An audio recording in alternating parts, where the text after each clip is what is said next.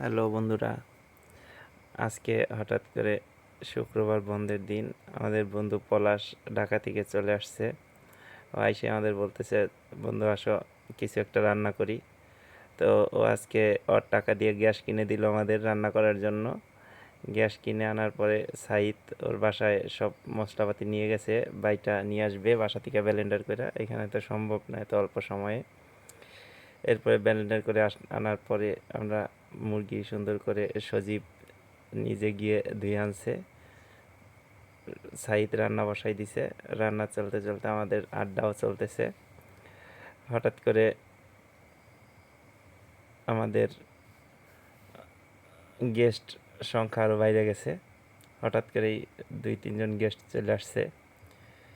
এরপরে সাইদ বলতেছে, বন্ধু টেনশন করো না, পাক আমি করবো, সবাই সুন্দর করে খাইতে পারবে, তুমি টেনশন লয় না। এরপরে শুরু হয়েছে পাক।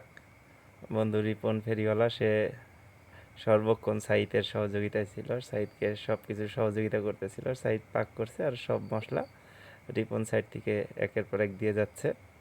প্রথমে মুরগি ভাজা হচ্ছে, মুরগি ভাজা শেষ হওয়ার পরে ও তেলের মধ্যে সব মশলা দিয়ে সুন্দর করে মশলা কষিয়ে নিচ্ছে। মশলা কষানো হতে হতে আমরা অনেক আড্ডা করলাম, অনেক বিষয় নিয়ে আলোচনা হলো। এর মধ্যে আমরা কি দিয়ে খাবো, রুটি। তো রুটি কেনার জন্য চলে গেলাম রুটির দোকানে। এক একটা রুটির দাম 60 টাকা, প্রতিটা রুটি হাফ কেজি করে ওজন। আমরা রুটি নিয়ে ফিরলাম।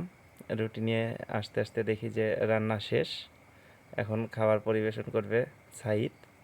তো অনেক বন্ধুদের মিস করতেছি, যারা হুট করে আয়োজন শহরে বলতে পারি নাই। এরপরে আমরা একদিন সবাই মিলে একসাথে অনেক মজা করে খাবো।